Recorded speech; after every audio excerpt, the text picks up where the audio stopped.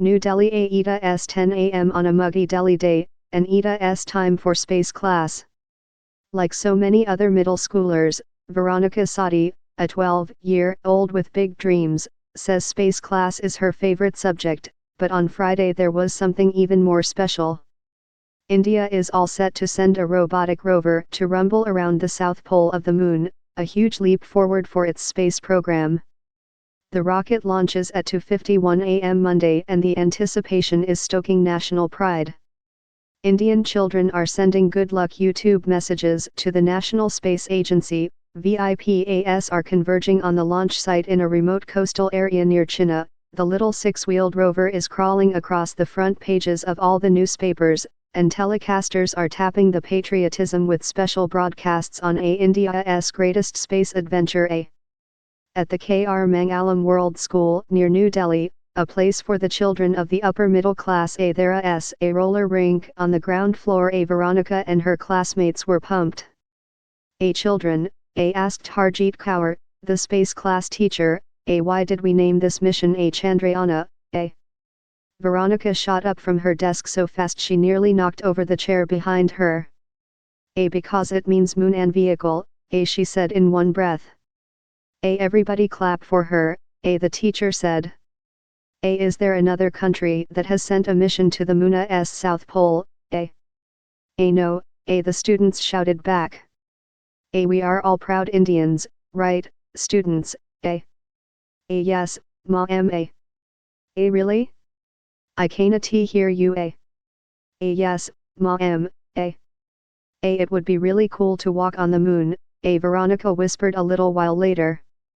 I mean, kind of like hiking but really cool. A moon mission is a bold move for any country, but especially for one that has hundreds of millions of people still stuck in poverty.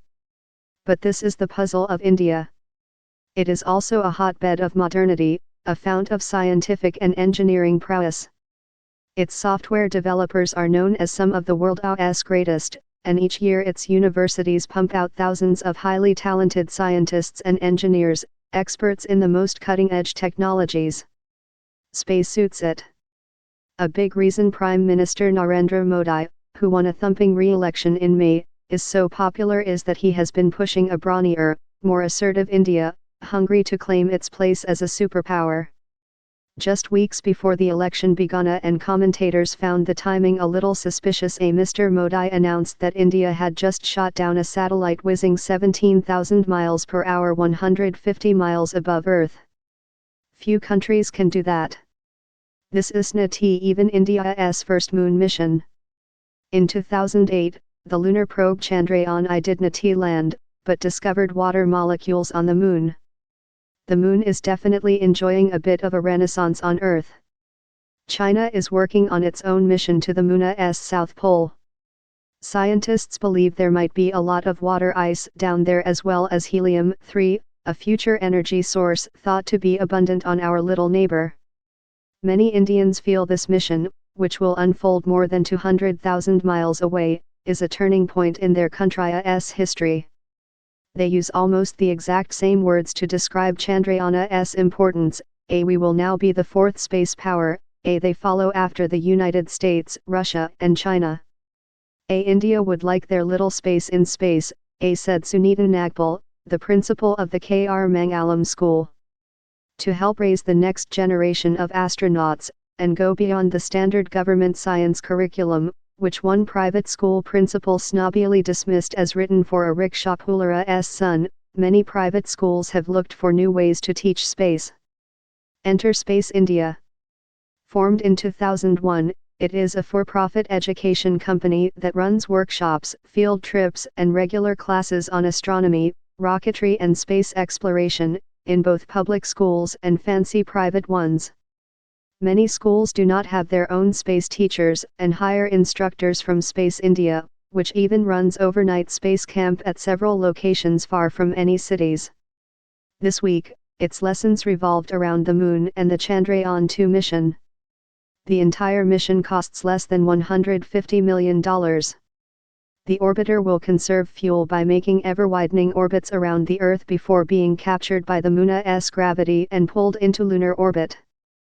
This takes much longer than the straight shot made by the Apollo missions, which cost billions. The fact that humans were along for the ride wasn't cheap either. Chandrayaan-S rover won't be rumbling across the Moon's surface until September. It's hard to overlook the synergy with the 50th anniversary of the Apollo 11 mission this month. But this is just a coincidence, said Vivek Singh, a spokesman for the Indian Space Research Organisation, India's version of NASA. We were late. The Indians wanted to launch 2 or 3 years ago, with a Russian rover, but when the Russians backed out they decided to build their own, which took some time. The hardest part, everyone agrees, will be the soft landing. The plan is for a landing craft to lower itself from the orbiter and gently plop itself down on the powdery moon surface.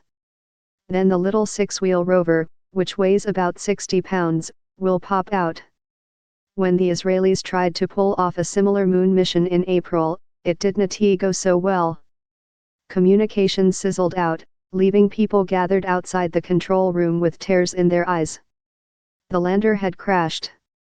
To appreciate these difficulties, the students in space class at K.R. Mangalam School were asked to make lunar landers out of styrofoam bowls, with folded paper taped to the side to act as a shock absorber. The trick was to drop the bowls from their desks and have them land without the astronaut a pen cap falling out. At space class at another Delhi area school, students built rockets out of plastic soda bottles. The style of teaching was the same, a very cheerful Socratic method, with another Space India instructor, Hina Bhatia, standing in front of the class shouting out questions and waiting for a rapid delivery of facts. You know the basic parts of the rocket? Who will tell me? One boy stood up and blurted out the answers like verbal bullets. A nose cone. Body. Fins. Everyone clap for Akshay. The teacher beamed. Now do you want to make your own rockets? Yes. The class screamed. Sir will be giving you materials to make your own rocket, the teacher said, gesturing to a man with tattooed forearms deep in concentration in taping together little fins. He was a Space India assistant. All children dream of the stars. But in New Delhi, it's often hard to see any. Thoughts because the air pollution is so bad and the city lights are so bright. The result is a smudgy, opaque night sky. But up on the moon, it will be so beautiful, Veronica said, her eyes glowing with that special 12-year-old light. It will be so dark and quiet. There will be so many stars. I don't know why IAVE always had this interest in the moon, she said. But I do. I want to be close to it, not on YouTube, not on the internet.